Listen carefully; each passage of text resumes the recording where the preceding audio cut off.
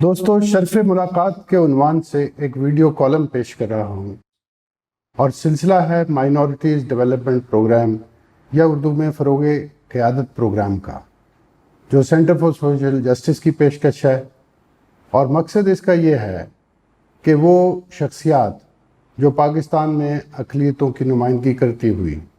اعلیٰ منصب پر فائز رہیں، وزرائے مملکت، وفاقی وزراء، پارلیمانی سیکریٹریز، ان میں سے چنیدہ شخصیات سے آپ کا تعارف کروایا جائے، خاص طور پر وہ ملاقاتیں جو مجھ ناچیز پیٹر جیکب سے رہیں اور اس سے ہم نے کچھ سیکھا اس بارے میں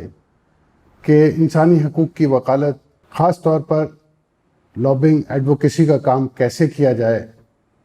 اور اقتدار کی بھول بھلیاں ایک طرف اور بے کسوں مجبوروں کے مسائل کی وکالت دوسری طرف، اس میں کیسے توازن پیدا کیا جا سکتا ہے، قیادت کی کیا مجبوریاں ہوتی ہیں اور انسانی حقوق کے کارکنوں کو کیا کیا کام کرنا پڑتے ہیں۔ خواتین و حضرات، یہ ان شخصیات کے بارے میں بات ہو رہی ہے جن میں سے بیشتر تو اس دنیا سے رخصت ہو چکے ہیں، لہٰذا احترام کا دائرہ وہ اپنی جگہ پہ ہے۔ ہم چاہتے یہ ہیں کہ بظاہر نظر آنے والی چیزوں سے آگے قیادت کے ماڈل اور انداز قیادت پر غور کیا جا سکے۔ خواتین و حضرات، تاریخ کی یہ امانت وقت کے سپرد کی جا رہی ہے۔ آئیے دیکھتے ہیں کہ وہ شخصیات جن میں روفن جولیس شامل ہیں، کرنل ہربرٹ شامل ہیں، اس میں پیٹر جان سوہترا صاحب ہیں، جے سالک صاحب ہیں،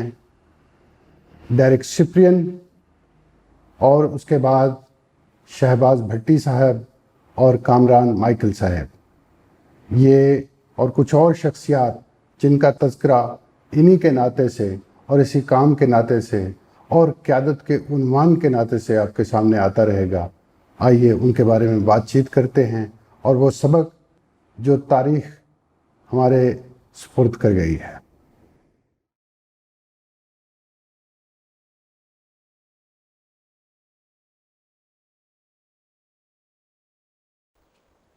ساتھیوں، جس دوسری شخصیت کا ہم ذکر شرف ملاقات کے ضمن میں کریں گے، ان کا نام فادر روفن جولیس اور بعد میں بشپ روفن جولیس کہلایا گیا۔ آپ 1988 کے انتخابات میں حصہ لے کے تو وزیر مملکت بنے۔ یہ ضیاء الحق کے موت کے بعد تشکیل پانے والی پیپلز پارٹی کی پہلی گورنمنٹ تھی۔ ایک جوش و خروش پایا جاتا تھا۔ جداگانہ انتخابات کے تحت منتخب ہونے والے تمام ارکان کی یہ ضرورت ہوتی تھی کہ وہ حکومتی پارٹی کا حصہ بن جائیں، تو پیپلز پارٹی کی اکثریت کے ناطے سے یہ بھی پیپلز پارٹی کا حصہ بنے۔ بے نظیر بھٹو اور دوسرے لوگوں نے یہ دیکھا ہوگا کہ ایک شخص جس کے نام فادر لگا ہوا ہے اور وہ روفن جولیس ایک ویسٹرن نام ہے، اس وجہ سے انہوں نے ان کو وزارت میں بھی جگہ دی۔ یہ ہاف منسٹر ہوتا ہے، اسٹیٹ منسٹر، یہ فل منسٹر نہیں ہوتا، کیبنٹ میں نہیں بیٹھتا۔ اس اعتبار سے ان کے اختیارات مکمل وزیر جیسے تو نہیں ہوتے، لیکن یہ ایک بڑی بات تھی کیونکہ کافی عرصے سے کوئی وزیر مائنورٹیز سے نہیں بنا تھا۔ تو فادر روفن جولیس 1988 میں منتخب ہوئے اور پھر منتخب ہوتے گئے، لگاتار منتخب ہوتے گئے۔ جو بھی انتخابات ہوئے اس میں وہ ماسوائے ایک کے وہ تمام الیکشن جیت کے آئے۔ اس کے ساتھ جڑا ہوا ایک سوال یہ ہے کہ کیا مذہبی شخصیات کو، مذہبی عہدیداروں کو سیاست میں حصہ لینا چاہیے یا نہیں۔ دوسرا، کچھ کنفیوژن اس اعتبار سے پایا جاتا ہے، آج موقع یہ ہے کہ اس کو بھی کلیئر کیا جائے کہ کیا وہ لوگ جو مذہبی عہدیدار تھے اور وہ سیاست میں آئے، اس کو تمام چرچ کی حمایت حاصل تھی۔ میں اس وقت کیونکہ خود کلیسیائی ادارے کے ساتھ کام کرتا تھا، گو کہ وہ انسانی حقوق کا ادارہ تھا، لہٰذا ہمارے سامنے بھی یہ سوال تھا۔ ایک تو ہم جداگانہ انتخابات کو تسلیم نہیں کرتے تھے، ہم اس کو زیادتی سمجھتے تھے اور نظام کا بگاڑ سمجھتے تھے، اور دوسرا کسی مذہبی شخصیت کا سیاست کے رول میں آنا وہ بھی ہمیں معیوب لگتا تھا۔ لہٰذا فادر روفن جولیس، ان کی شمولیت سیاست کے اندر، اس کو بھی ہم نے بڑی سنجیدگی سے مطالعہ کیا، اور جو ان سے ملاقاتیں رہیں یا ان کی کارکردگی رہی اس کو بھی غور سے دیکھا۔ پہلی بات تو یہ کہ سیاست میں ان کا توارد یہ ایک سرکمسٹینشل چیز تھی۔ میں نہیں سمجھتا کہ کلیسیا ایک ادارے کے طور پر اس کی حمایت کرتی تھی۔ ایک مثال یہ بھی دی جاتی ہے کہ فادر روفن جولیس سے پہلے فادر ڈیرک مسکیٹا 1977 میں وہ اسمبلی جو چند مہینے رہی اور جس میں کوئی قابل قدر کام نہیں ہو سکا، اس میں MNA نامزد ہوئے تھے۔ یہاں پر ضروری یہ ہے کہ اس فرق کو سمجھا جائے کہ فادر ڈیرک مسکیٹا کا ماڈل کیا تھا اور فادر روفن جولیس کا ماڈل کیا تھا۔ پھر ہم دوسرے سوال پہ آئیں گے کہ کیا یہ ہونا چاہیے اور کیا ہوا اور کیا نہیں ہوا۔ فادر ڈیرک مسکیٹا کراچی کی ایک مالدار فیملی سے تعلق رکھتے تھے۔ ان کا خاندان شپنگ کا بزنس اور کیمیکل کا بزنس وہ کرتا تھا، مینوفیکچرنگ بھی غالباً کرتا تھا۔ تو وہ ایک خوشحال بیک گراؤنڈ سے ایک پریسٹ بنے، کراچی کے جمپل یہاں کے پنجاب میں وہ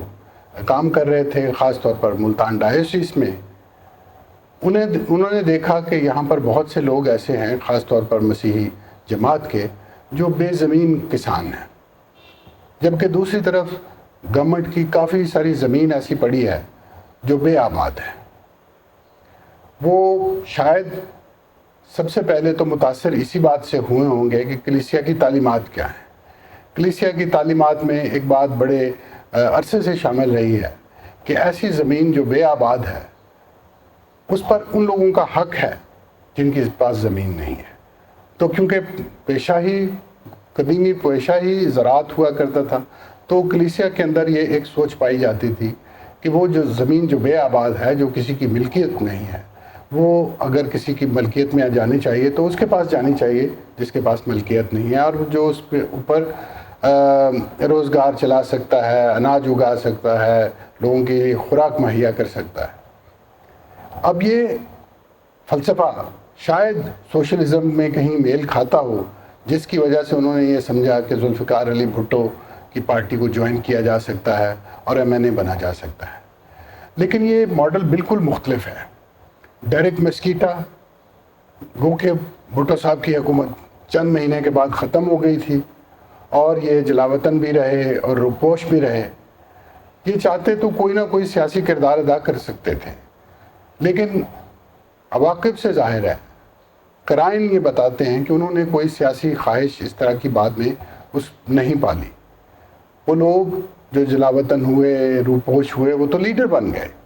لیکن ڈیرک مسکیٹا تو پریسٹ بھی نہیں رہے، وہ پریسٹ کے طور پر بھی اس طرح سے، تو گویا چرچ نے ان سے ایک لا تعلقی کا اعلان کر دیا تھا۔ یہ بات بھی طے ہو جاتی ہے کہ چرچ ادارے کے طور پر ان کی MNA بننے کے حق میں نہیں تھے۔ لیکن ڈیرک مسکیٹا نے کیا کیا، وہ جگہ جس کو چوک منڈا اور ڈیرک آباد کے نام سے یاد کیا جاتا ہے، یہ مظفر گڑھ کی تحصیل کوٹ ادو میں کوئی 15 کے قریب گاؤں ہیں جس میں کافی بڑی تعداد میں مسیحی آباد ہے۔ آج سے 20 سال پہلے جب ہم نے کاؤنٹنگ کی تھی تو وہاں 900 خاندان تھے۔ 900 خاندان کا مطلب ہے 5000 افراد، اور یہ تب 20 سال پہلے کی اعداد و شمار ہے۔ ایسے لوگوں کو زمین سے جوڑ دینا، روزگار سے وابستہ کر دینا جن کی اور کوئی زمین نہیں ہے۔ میں اس علاقے میں 1.5 ماہ میں جا کے رہا ہوں، اور پھر اس کے بعد کیتھولک چرچ کے مختلف جو پروگرام تھے اس کے اعتبار سے میرا آنا جانا رہا۔ وہاں پر ایک اور شخصیت جس کا ذکر کرنا ضروری ہے، وہ ایک حادثے میں جان گنوا بیٹھے تھے، ان کا نام تھا فادر ٹیمسی کروس۔ انہوں نے وہاں پر بہت کام کیا لوگوں کی آبادکاری کے لیے، قرضہ جات۔ بشپ پطرس یوسف مرحوم کا ذکر کرنا وہ بھی ضروری ہوگا، جنہوں نے خطیر رقوم اکٹھی کر کے تو وہاں پر بے زمین کسانوں کی آباد کاری کے لیے، کھاد بیج کے لیے، ٹریکٹر کے لیے اور آسان قرضے دیے تاکہ لوگ اپنا روزی روٹی کا سلسلہ وہاں پر جاری رکھ سکیں۔ تو یہ ڈیرک مسکیٹا کا تسلسل تھا، یہ ڈیرک مسکیٹا کی سوچ تھی کہ لوگوں کے پاس روزگار بھی ہونا چاہیے، ایمان کے ساتھ ان کے حقوق تبھی پورے ہوتے ہیں جب ان کو روزگار بھی ملے گا۔ ڈیرک مسکیٹا کو، اس کے سیاست میں شمولیت کو اس بات سے تعبیر کرنا میرا خیال ہے کہ انتہائی بڑی زیادتی ہوگی۔ اس وقت میں صحرا میں، یہ تھل کا علاقہ ہے، میں 1.5 ماہ وہاں پہ رہا اور قدرے بہتر حالات میں رہا، لیکن وہاں پر ٹینٹوں میں جا کے کسی کا ساتھ رہنا، وہ نوجوان جو ایک خوشحال شہزادوں جیسی زندگی بسر کر کے آیا تھا، اس کا یہ بہت بڑی قربانی مانگتا ہے، اس کے بہت گہرے معنی ہیں، اور یہ حقیقی تبدیلی جو لوگوں کے ذریعہ معاشرے میں بھی، لوگوں کے حقوق کے اعتبار سے اور ان کا مقام معاشرے میں بہتر کرنے کے لیے وہ تھا۔ فادر جولیس البتہ ایک اور شخصیت ہے۔ فادر روفن جولیس کا گاؤں مریم آباد ایک قدیم کیتھولک گاؤں ہے، مسیحی گاؤں ہے۔ وہاں پر یہ نوجوان پلتے بڑھتے ہیں اور پھر سیمنری کر کے پریسٹ بنتے ہیں۔ ان کے مزاج اور انداز قیادت میں ایک پنجابی چودھری کا سٹائل ضرور موجود ہوتا ہے، یعنی جہاں وہ عام لوگوں کے حقوق کے لیے اور ان کے وقار کے لیے تھانے کی، پٹوار کی سیاست جو ہے اس میں بھی ملوث ہوتے ہیں، لوگوں کے ملکیت کے حقوق اور اس میں بھی حصہ لیتے ہیں، لیکن ان کا انداز جو ہے وہ اس بات سے سمجھا جا سکتا ہے کہ جب وہ ایک پریسٹ سے ملے، جو کہ پریسٹ ظاہر ان کے سابق کولیگ ہیں، تو ان سے جب وہ پوچھا کہ سنائیں کیسے حال ہیں وزارت کے، تو انہوں نے کہا کہ کیا بتائیں، آگے بھی پولیس اور پیچھے بھی پولیس۔ شاید ان کو یہ معیوب لگتا ہو، شاید عجیب لگتا ہو، لیکن آپ جانتے ہیں کہ چودھری سٹائل جو ہوتا ہے سیاست کا، اس کے اندر اس کو بڑی ایک شان اور بڑی پریسٹیج کا معاملہ سمجھا جاتا ہے کہ آپ پولیس کے ساتھ ارد گرد جاتے ہیں۔ لیکن روفن جولیس صاحب، جن سے میرا ذاتی تعلق یہ ہے کہ وہ میرے ایک بھائی افضل جیکب ہیں، ان کے سسرالی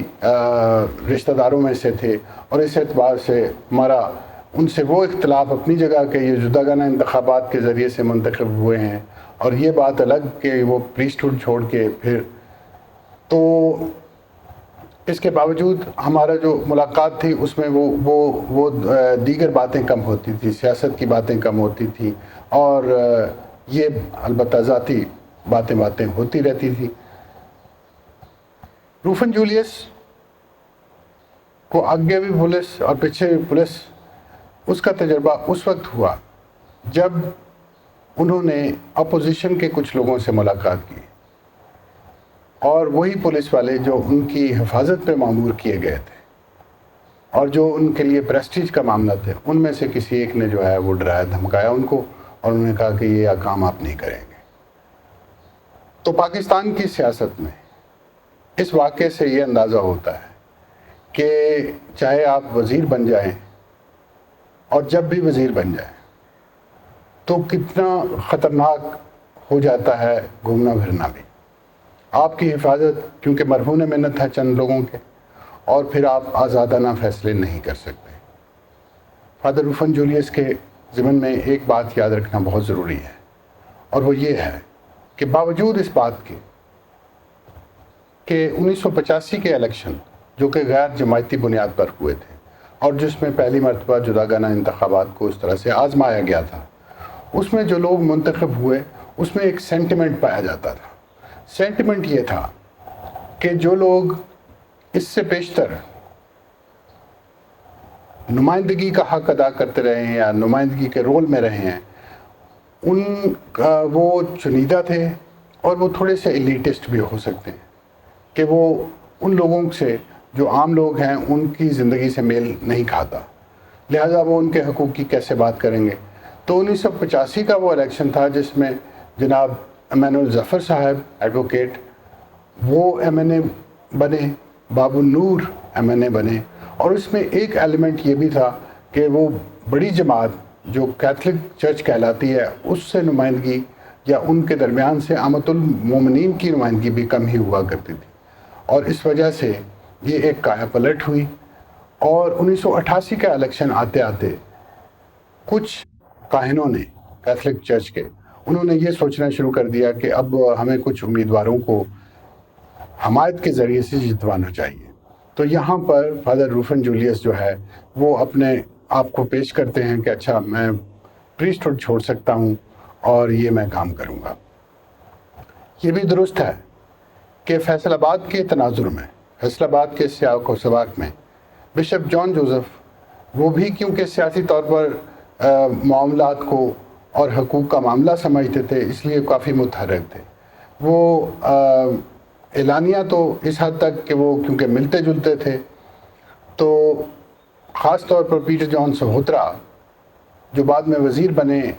اور اگلے گفتگو میں ہم اس کا ذکر کریں گے، ان کی انداز قیادت کا بھی، وہ بھی اس میں شامل ہوئے، اور بشپ صاحب کے عزیز جانسن مائیکل وہ بھی ایم پی اے کئی مرتبہ منتخب ہوئے، اور وہ جداگانہ انتخابات کے ذریعے سے براہ راست طرز انتخاب کے ذریعے سے منتخب ہوا کرتے تھے۔ تو اس طرح سے یہ اس سوچ کا ایک بدلاؤ تھا، ایک تبدیلی تھی جو آئی۔ لیکن یہ یاد رکھنے کی ضرورت ہے کہ جس مہینے فادر روفن جولیس ایم این اے بنے، اسی ماہ لاہور آرچ ڈائسیس کے آرچ بشپ ارمانڈو ٹرینیڈاڈ صاحب نے ایک خط نکالا، اور وہ تمام پیرشز میں، بلکہ وہ پریس میں بھی دے دیا گیا، اور اس میں یہ لکھا تھا کہ جو بھی پریسٹ ہے وہ اپنے آپ کو سیاست سے الگ رکھے، اور اگر وہ سیاست میں حصہ لے سکتے ہیں تو اس کا سیکرمنٹ تو ہم ختم نہیں کر سکتے، لیکن وہ پریسٹ نہیں رہیں گے، ان کی کوئی ذمہ داریاں پریسٹ کے طور پر نہیں رہیں گی۔ ساتھیوں، یہ باب اس واقعے کے ساتھ بند ہوتا ہے، اس خط کے ساتھ ایک سیل بن جاتی ہے، کیونکہ bishops Armando Trinidad president Catholic bishop conference بھی تھے، اور یہ بات طے ہو جاتی ہے کہ کوئی کلیسیائی اہلکار یا کوئی کاہن یا کوئی بشپ وہ براہ راست کسی سیاسی عہدے کی تمنا نہ کرے۔ لیکن اس کے ساتھ یہ بھی بات طے ہو جاتی ہے کہ حقوق کے اعتبار سے، حقوق کی جد و جہد کے لیے سیاست سے مکمل طور پر کنارہ نہیں کیا جا سکتا، البتہ کردار اپنے اپنے ہو سکتے ہیں۔ جو سیاسی کردار ہے اس کو مذہبی کردار میں مدغم نہیں کرنا چاہیے۔ بہتر یہ ہوگا کہ ہر کوئی اپنے اپنی بلاہٹ پہ، اپنی اپنی کالنگ پہ توجہ دے۔ یہ الگ بات ہے کہ جب ہم ایک مذہبی رہنما ہوتے ہیں تو ہمارا ووٹ بھی ہوتا ہے، ہم نے ایک اپنی رائے کا اظہار بھی کرنا ہوتا ہے، اور جب ہم سیاستدان ہوتے ہیں تو ہمارا عقیدہ بھی ہو سکتا ہے۔ لیکن عقیدے کو اور سیاست کو پاکستان کی سیاست میں مدغم کرنے سے جو خرابیاں پیدا ہوئی ہیں ان کو نظر انداز نہیں کیا جا سکتا۔ بشپ روفن جولیس اپنے ذاتی کردار میں، سیاسی رول میں اور مذہبی کردار میں اپنا سفر زندگی مکمل کر کے رخصت ہو چکے ہیں، لیکن ان کی شخصیت کے اعتبار سے اور ان کے تجربے کے اعتبار سے بہت سی باتیں سیکھی جا سکتی ہیں۔